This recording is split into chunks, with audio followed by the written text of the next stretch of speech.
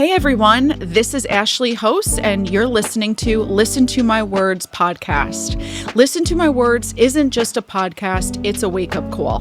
This show is for the people who are ready to stop making excuses and start taking ownership of their life and relationships. I break down the patterns, behaviors, and mindset shifts most people avoid from dating and communication to self-worth and emotional responsibility. I'm going to say the things most people won't, but probably exactly what you need to hear, because growth doesn't just happen. It happens when you're willing to actually listen. Why does it feel like no matter who we date, we end up in the exact same relationship? In this episode, we explore the unconscious patterns, wounds, and programming that drive our romantic choices and how to break free. This is the conversation about doing the deep work so you can stop attracting the same story in a different person.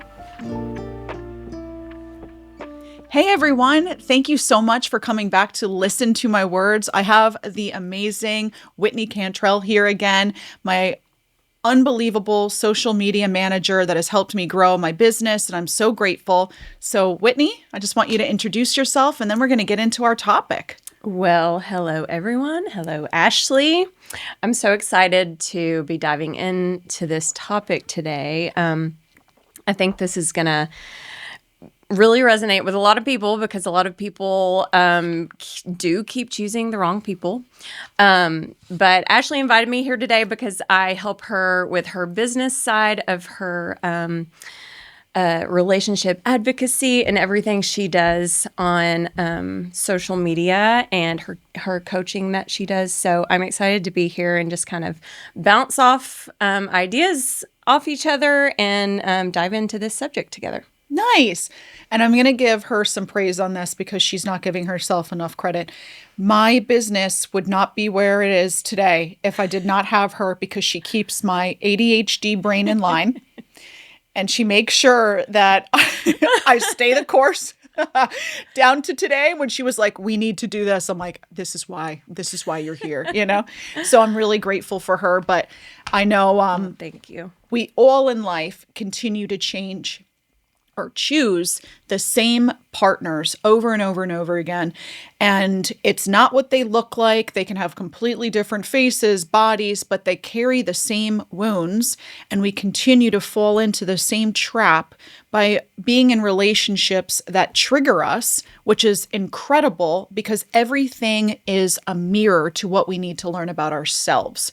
So in this episode, we're going to go through why people choose the partners that they do, how to break free of those partners, and to start a new life that might feel uncomfortable at first because you're not used to these new patterns and these new people, and they don't feel safe or they don't feel exciting anymore. They're kind of boring, but this is exactly what you need to hear to grow. Whitney, have you ever been with the same person over and over and learned the same lessons, and then finally you came to the end and you're like, I can't anymore. I have to change who I am to be better? Absolutely. I feel like growing up, once I started, being interested in boys, once my first boyfriend was toxic. I love a good story. I would say, I can't think of one healthy relationship I had in high school or college. It wasn't until after that, until I really started working on myself. Mm-hmm. And I don't know if I knew at the time that I was actually conscious of that I'm actually working on myself. Mm-hmm. Mm-hmm. I didn't go to therapy. I didn't do anything like that. Bless America. At that time, there was no TikTok, showing my age, but there wasn't this heightened awareness of you need to work on yourself in order to find a great partner. Mm-hmm. But I really just think, throughout those years of choosing the same type of person over and over to date and always getting hurt, there was never a positive experience really with any dating relationship I had until I met my amazing husband of almost 20 years now. You speak very highly of him. I do. I love him. And I'll share some things about that later too. But yeah, so that's my experience. I absolutely chose the same type of person all through my dating relationships. That's nice. Well, we don't choose our partners. Our nervous system chooses our partners because we're choosing patterns. And when I speak to my clients, because, that's all I do all day. Besides this, all I do is take clients on now, and they're all like, this happened, and then I'm attracting cheaters, I'm attracting this, I'm attracting this. And what I say is, you attract the same person because it's not the person, it's the lesson you need to learn from them. And until you learn the lesson, you will continue to choose people that are going to mirror your insecurities and your childhood wounds. And so your nervous system is wired to want to be comfortable all the time, want to be safe. Yeah. And if we know what to expect, if A plus B equals C, our nervous system says, well, if I date the same person, they're going to treat me like this, and I know how I'm going to feel. Even if it's negative, it's still safe because I know what to expect. And until we break that pattern, we're always going to go towards what's safe, even if it's not what's preferred. And the hardest thing is breaking that pattern, because that's the inner work you have to do on yourself. Because you can leave someone after they cheat, after they're disrespectful, abusive, whatever. You can leave them and have that heartbreak and the pain. But if you leave them without turning that experience into a positive, as a learning lesson and growth, you once again will find yourself in the same relationship, mirroring the same issues. So once again, you have an opportunity to change. Yes. So have you heard of the term the unfinished business effect? No. So this is a psychological term. Oh, I love it. When you repeat patterns of the same type of relationship, hoping for a different outcome. So, like you're saying, we choose the same type of relationship over and over. And the psychologist I heard talking about this on a podcast, actually, he was talking about how, this stems from childhood. And I know we're going to get into attachment styles and all that. But even, how you were treated by your parents, how you were treated by your siblings, other adults in your life cause you, in ways to choose that same type of person. They are treating you every person that you get into a relationship with is treating you the same way, but subconsciously you think there's going to be a different outcome this time. Yep. So that is the unfinished business effect. Like, you have that unfinished business your whole life that, you're hoping for a different outcome. That's why you keep choosing the same person. I love that. That's beautiful. It makes sense. It does make sense, because you also, and I see this all the time, you also feel like your standards are different. But what happens is, you might have high standards and you speak about your boundaries. You're not going to treat me like this. My ex treated me like this, and I'm not going to tolerate it. And you don't do anything about it. And that person knows, because they can see through your patterns, that you're not removing yourself. You're not removing access to your energy, your time. And so they feel that they can continue treating you like that. And that's, and right there, your standards start to lower again. But that's the unfinished business, because you think, if I hold strong with this and I tell them how I feel, they're not going to treat me the way that they do. They will, because you haven't learned the lesson. And once you learn the lesson, you walk away, you make a completely different change, and you, at a subconscious level, are proving to yourself your worthiness. And so once again, right there is the lesson. But that is amazing. We all want something different because we're not thinking about our nervous system. We're not thinking about patterns. We're looking at a different being saying they're completely different from the other person that I dated. The other guy was tall and muscular and a player. This guy is short, fat, and, has no motivation. And they're like totally different people. It doesn't matter how they present themselves. surface. Yes. Yeah. It's the deeper stuff that Yeah. comes in. You're right. But it's our childhood. It's our childhood traumas. And it's also what we learn in our relationships that affects and molds our nervous system. And so until you do a deep dive, especially if you're carrying wounds that, just continue to show up, and you're so lucky you didn't have to do the therapy. My ass was in therapy like should've. once a week. They were like, next week, same time. And I was like, yeah. You're like, yeah. As I'm crying, the tissues are everywhere. I'm like, see you next week. Yeah, Too quiet. yeah. Extend it. We need an hour and a half, But I needed all of that to help me grow. But those people are learning lessons. They're what are also allowing us to feel pain and heartbreak and discomfort. And those are the greatest teachers, because the more uncomfortable you are in your situation, until you get so uncomfortable with your current situation, that's when you make a change. Yes. And I guess that's what happened with me.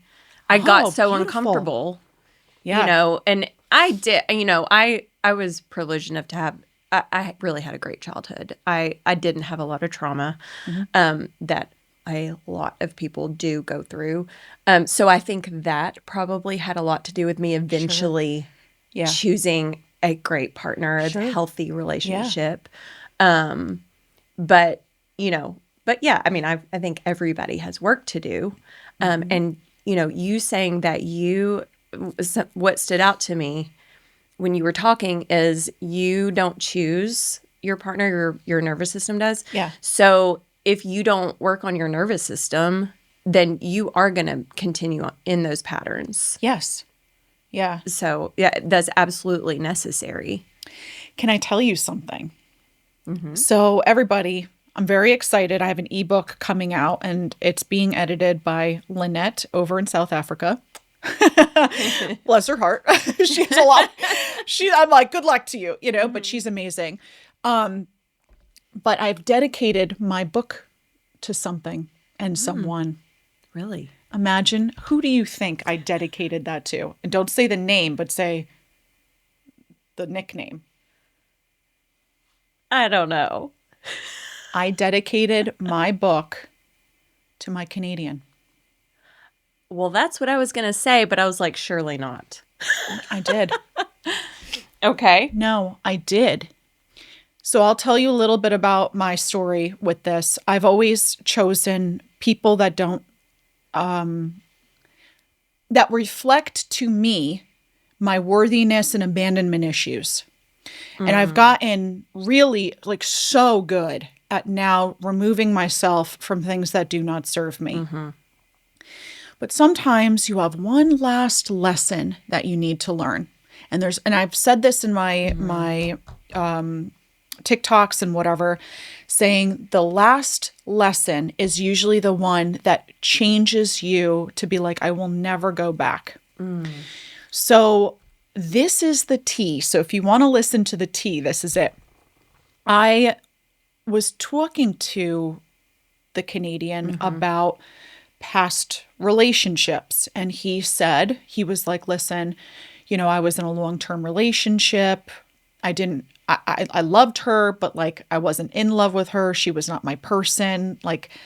This was not the person that I was going to live my life with. Even though we were together for so long. And I get that, which is why I excused some behaviors. Cause I'm like, been there, done that, But we were talking one day about our, like, the choices we have made in past relationships. I am not perfect. I take accountability for it.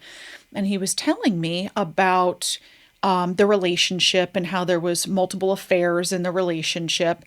And I didn't realize that I was part of something that I had no idea was going on. Swear, because I wouldn't have been part of it. Yeah. So we were going and talking through this, and I said, well, there was a long shebang going on here that I wasn't aware of. And he was like, well, she knew about the situation. And I was like, no fucking way. And I was Really? like, she knew and I didn't get the privilege of knowing. And he was like, no. And I said, who wants to stay with someone that's like that? And he was like, well, she didn't have high self-worth. She, just tolerated my behavior. And I told her I wanted to change, but like really I wasn't going to because I was never fulfilled in that relationship. I said, okay, so tell me a little bit about what was the other, like the last affair that was the longest, because ours was very long that I had no idea about. And he said 1.5 years. I almost fainted. I said, you had another 1.5 year affair with somebody? And he was like, yeah, I did. And I was like, and what happened? Did she know about everything? And he says, at the end, but she continued to hang out with me. And here is what I dedicated my book to. And I said, how would she continue to spend time with you knowing that you were actually in a relationship with somebody else? And he goes, I don't know. And here I quote, but what does that say about her self-worth? And right there, which is the quote that I used to dedicate my book to, that is it. Wow. In that moment, I sat there and I said, well, what does he think about me sitting in front of him, knowing that there was this stuff going on, and I'm still sitting in front of him talking about the disrespect that I was a part of. And right there, I emotionally disconnected. And I was like, Just like that? just like that. It was a switch, and it was my final moment to say, holy smokes, that was exactly what I needed to hear. It was divine timing. Because if that's what he's saying about them, what does that say about me? And where is my lesson that and all the work I have put in? Where is that?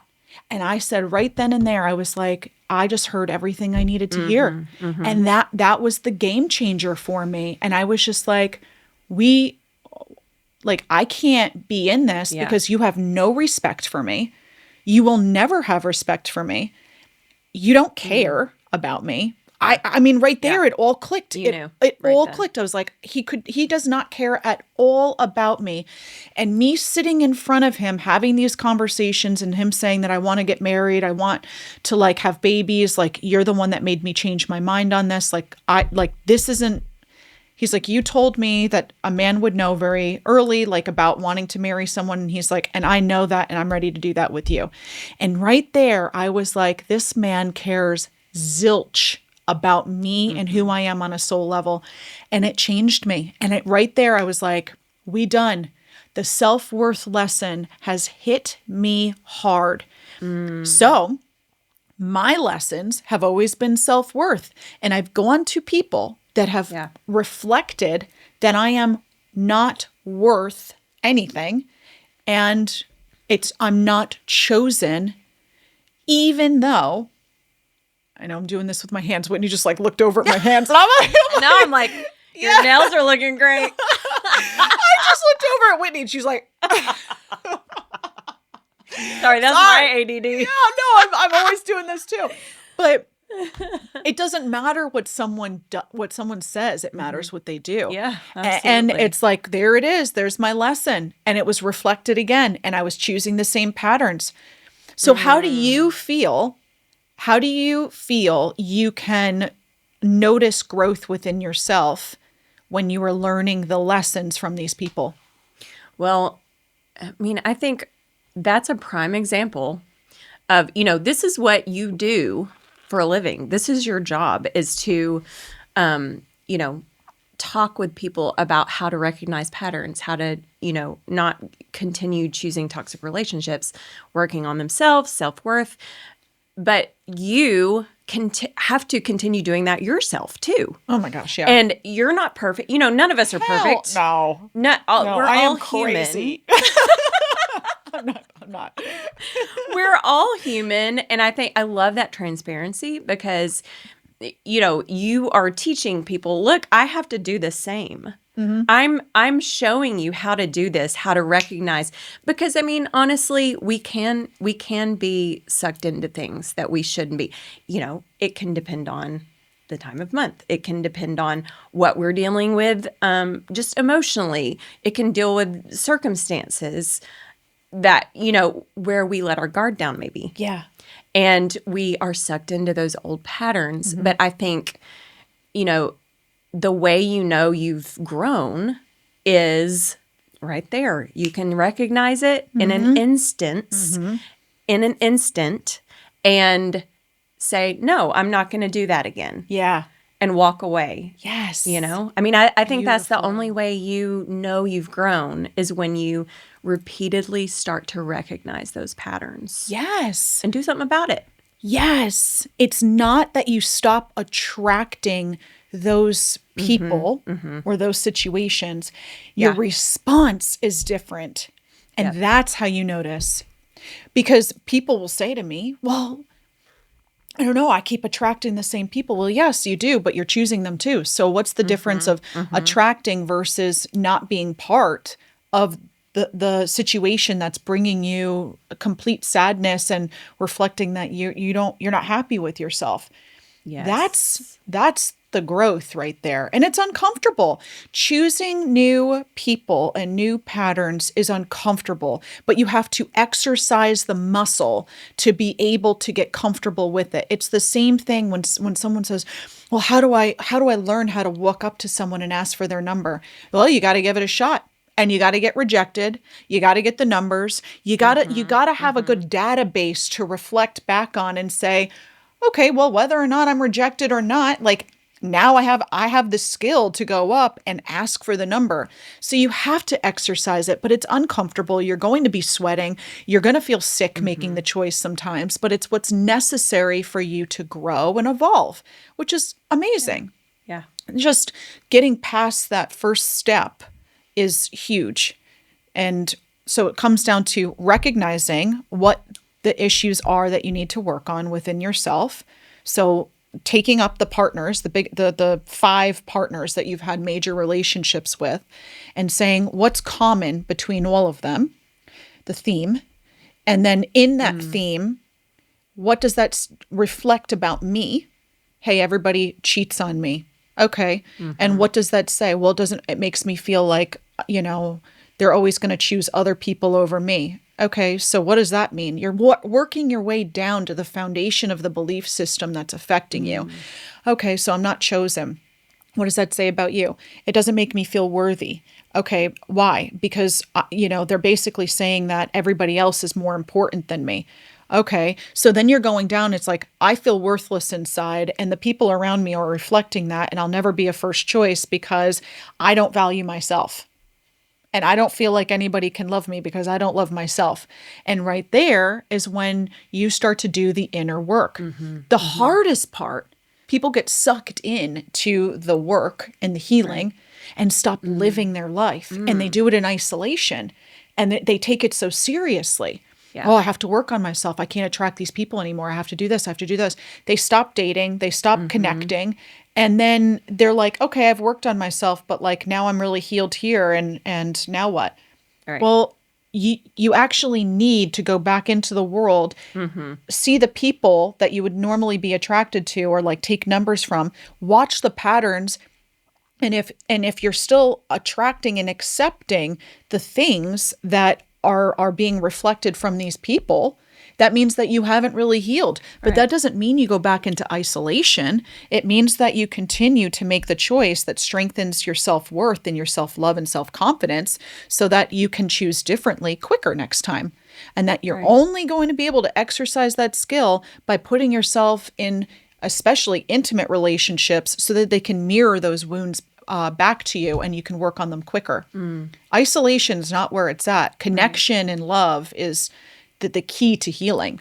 Do you find that you were talking about doing calls with your clients that sign up for calls with you each week?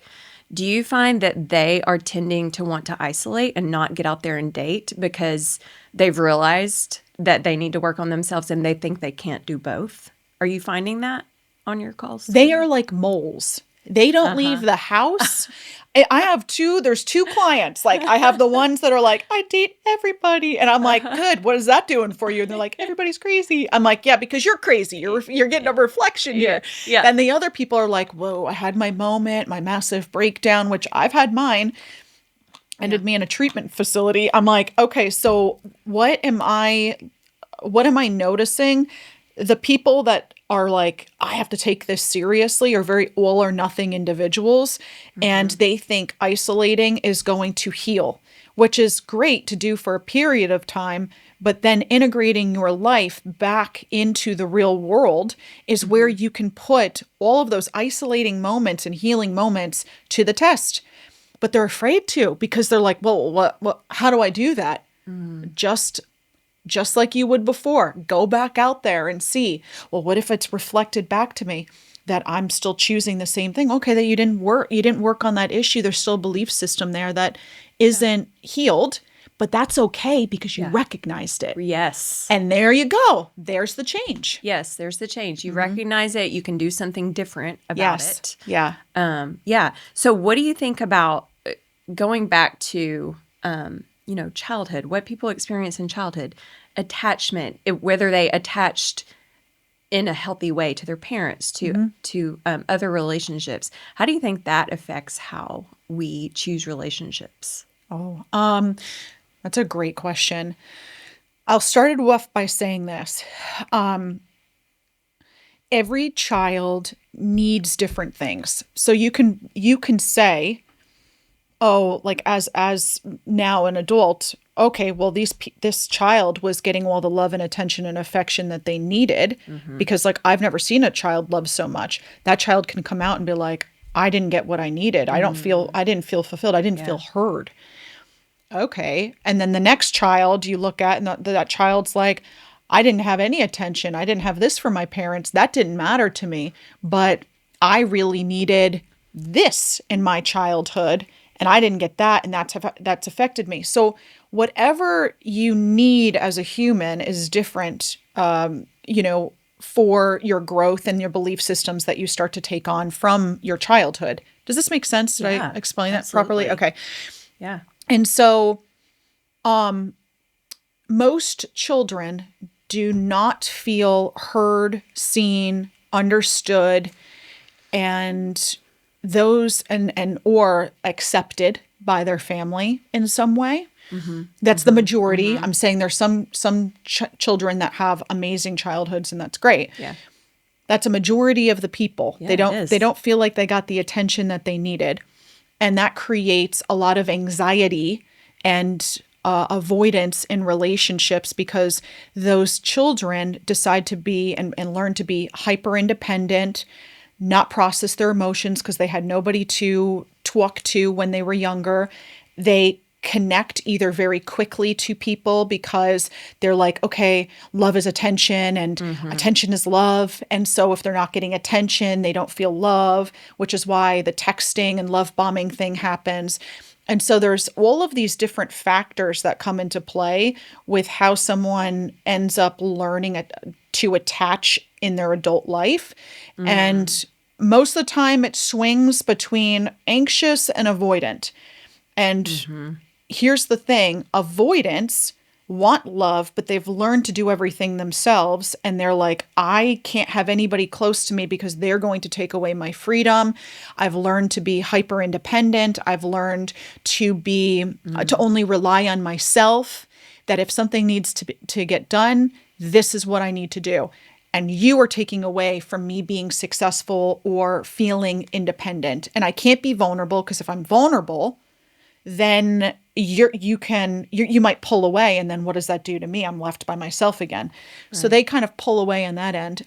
Anxious people are like, I'm really desperate for love. I need love so bad, but I need you to tell me that you love me. I need you to give me all the attention that I didn't get as a child. So if I'm not getting the attention now, then you don't love me, but I need to prove to you that I'm worthy because nobody saw my worth. So let me put in a lot of energy, over giving, all of the things, over communication, just so that you can see that I'm always going to be here. But are you going to be here? And they freak out.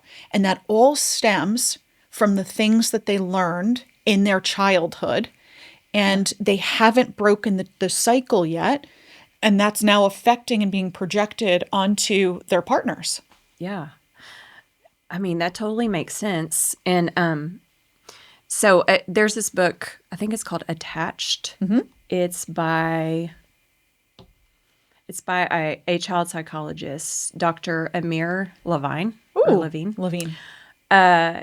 So he talks about how only 60% of adults have secure attachment styles. So that's 40% that don't.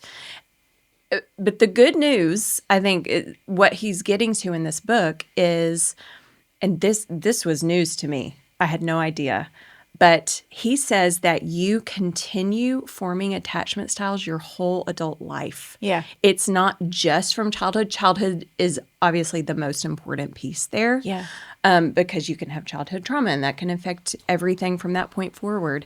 But you can recognize when you need positive attachment styles and working on that as you go through life. He even talked about how there can be negative attachment styles or relationships formed in a nursing home.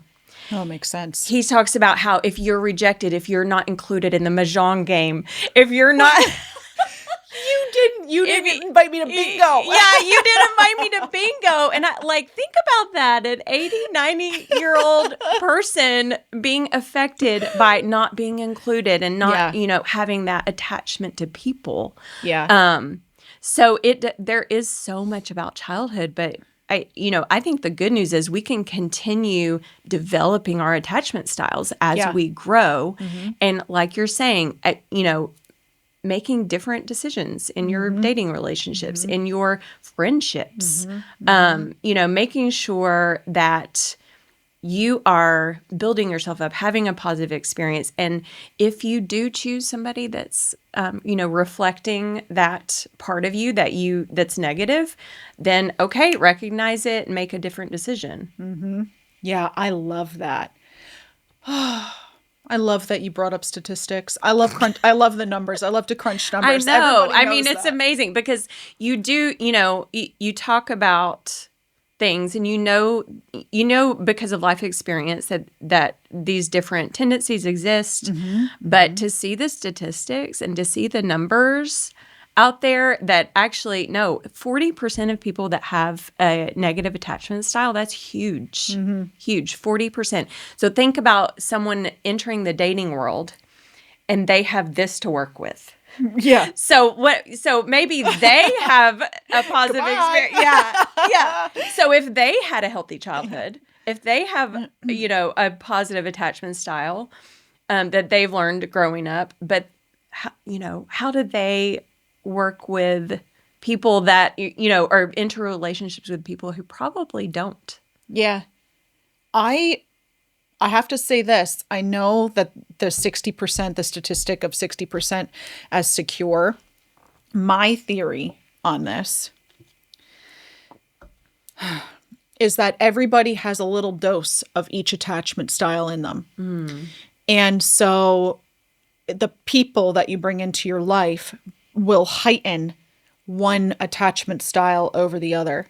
So let's say you and I are dating and I'm very avoidant and you're secure, but you have a little bit of anxiety, you have a little avoidance, whatever. We all have something. We got a little something. You're dating me and I'm pulling away all the time. I get close, I pull away. I get close, I pull away. Your anxious attachment style will come up and heighten and be reflected in that. Yeah. even though your main attachment is secure, you are like, I feel super insecure. And now I'm getting anxious because I can't rely on this human being that I'm in a relationship with. And let's say I'm avoidant and you are, anxious or whatever. And you're coming to me all the time asking like, is everything going to be okay? Is this going to be good? Blah, blah, blah, blah, blah, blah, blah. And then I start to like freak out too, because I'm thinking if are they projecting? I start doing weird stuff and my anxiety comes out more in that relationship because once again, I'm not feeling secure in that relationship because I'm like, I don't know what's going on. I'm going to tell you right now though, I've got the avoidant attachment thing down and I struggled with that really, really bad. And I struggled with avoidant attachment, which I did remove that podcast, which sucks because that was a really good one. But I really struggled with avoidant attachment because in my life, I felt that I was never given an opportunity to express my emotions or my feelings. And I felt that people were always going to leave me, like abandon me. And that made me feel, I got very hyper independent and I never wanted to be vulnerable because I thought, okay, well, if they come close to me, like they're going to leave and that's going to scare me off. So I developed this wall, and it was probably the worst thing for my husband at the time. But after years and years and years of working on it, like now I can process my emotions and have conversations. So I flex more towards the secure side, but trust and believe if there's a direction I'm going to go, it's avoidant, which freaks out partners because sometimes they feel like I have one foot in and one foot out. And that's not the case. But if I feel, and it's never them, right? Making me feel it's the actions that they're doing that I'm choosing to, react and respond to. If I feel as if I'm not secure from them because they're doing things that are shady, they're being secretive, they're not being honest, I'm noticing patterns of deceit and disrespect. I go straight to avoidance. If I don't walk away, I'm always going to pull back and have one foot in, one foot out because I don't feel like I can rely on them. But the partners that have been super secure that I've dated, I'm like, this is lovely, because there's no questioning things. So that makes me think of, have you heard of the term, you're dating someone and maybe they are overly nice to you, or maybe they're just healthy and you get the ick. So you get the ick about them, which this is what I've experienced. All the guys I dated they weren't healthy, they were toxic, they were cheaters, blah, blah, blah, blah. And then as soon as I started dating my husband, and he was healthy, he didn't play games. Yeah. He didn't give me any reason to question him. Yeah. I was like, and I wonder if this is avoidant, but I was like, I don't like that, inside. Like I wouldn't consciously say I don't like that he's great. Yeah. But my instinct was Great's to pull not away. what I'm looking for. I know, I'm looking for toxic. But I would pull away. Yeah. And the few guys that maybe I went on a couple dates with in my early years of dating, if they didn't show any signs of toxicity, I was like, what's wrong with you? I don't know if I want this. Yeah. What is that? Yeah. It's your nervous system. Yeah. A secure guy that's safe and is consistent and is not making you crazy doesn't stimulate you and emotionally. And so for you, you're thinking, okay, this person does nothing for me because I have no connection with them because they're boring and I can't have that. Yeah. And the only thing that correlates to is this person is completely opposite and they don't make me feel stimulated and Stimulation means chemistry. So I have no chemistry with this individual because they're not doing anything for me. And what that means is you basically are not going into a like fight or flight mode around this person, and they're not making you question your worth and question, if they're going to text you back and blah, blah, blah, blah, blah. They're just there. So subconsciously, you think that's not connection. Yes. That's because you're used to the pattern is if someone's pulling away and they are hot and cold, I now am drawn to that because I know that that is what drives me crazy. And your nervous system says, I've dated everyone that reminds me of them, and I'm not desired, I'm not chosen, I'm not this. Now go prove yourself with this individual that you are and chase them, because that chase is just stimulating you on all these different levels, and it's creating a toxic bond between you, and that feels good because you know what to expect. When somebody sits in front of you and you're like, hey, how's it going? Oh, yeah. Like this, this was fun. They're like, perfect. I'd like to see you again. Do you have this date? And you're thinking, why are they already like throwing themselves at me? Like, I don't know if I want to see you again. Like, make it difficult for me. Make me chase. Right there is where you notice the difference of there is safety. There's a completely different pattern being exposed to me. Somebody that's actually, consistent, that's communicating.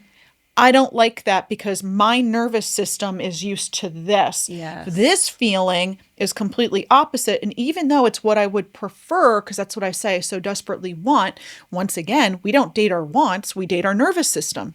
So we go towards past patterns. Yeah, that's why I used to be like, you've cheated on all of your exes? That's crazy. Am I going to be the next one? And, people want to judge and they want to say, why would you continue choosing the same type of guy? But it's not that simple. Yeah. It is, there's so much inner, turmoil, toxicity, experiences, attachment styles that affect who you get into relationships with. It's just not that, it's not that clear cut of like, oh, he's a good guy, I'm going to choose him. Or he's not a good guy, I'm not going to choose him. Yeah. And do you know what I hear a lot from the men that I coach? They're like, oh, it's because she didn't choose me because, she wants the guy that has money. She wants the guy that has this. No, it's not. She doesn't want the guy with the money because that's not love. She wants the guy that makes her crazy because inside she's toxic because attention equals love, or and when they give attention, they're thinking I'm being chosen, and then that person pulls back and then they think, why am I not worthy? Now I have to prove my worth, so they chase, and that up and down, back and forth creates an unhealthy attachment, and you're not doing that for her. So if you'd like to participate, that sounds fun. It seems like it's going to be a wild ride for you, but if you don't want to participate, then go find somebody that is also willing to reciprocate the energy that you're putting in. Because once again, it's not about her that you're choosing. It's about you and what you decide that works for your life. Right. So good. But you can't change people. You can't prove yourself to people. If people don't see your worth, you walk away. And that's where the power comes in. And you are energetically narrowing down to the universe and God, whoever, like whatever you believe in. You're energetically telling the universe, I'm not accepting of this. Therefore, like, you can continue sending these individuals all you want, but I'm going to continue showing you that pattern no longer serves me. And I'm actually going to go towards the people that are giving me what I want. And then from there, I'm going to filter those 5 people down into ultimately what's going to work for me long term as a partner. But yeah, I don't know. So good. It is so good. What are we at time-wise? I think Are we done? we're there. Okay, that sounds great. Well, guys, listen, I hope that this helped. I hope that this gave you a little reality check. And I hope you liked the tea because this was very fun to go back and forth on because it's just exactly what people need to hear because it's a majority of my consultations and stuff. So Yeah. thank you so much, Whitney. This Thanks is for having amazing. me. Yay. Thank you so much for joining me on today's episode of Listen to My Words. If you've enjoyed this conversation, be sure to subscribe, leave a review, and share it with someone who needs to hear it. For more content on relationships, self-worth, and personal growth, follow me on Instagram and TikTok and Facebook at Ashley House, and visit ashleyhouse.com to learn more about working with me. Until next time, trust yourself and pay attention to the patterns. I'll see you in the next episode.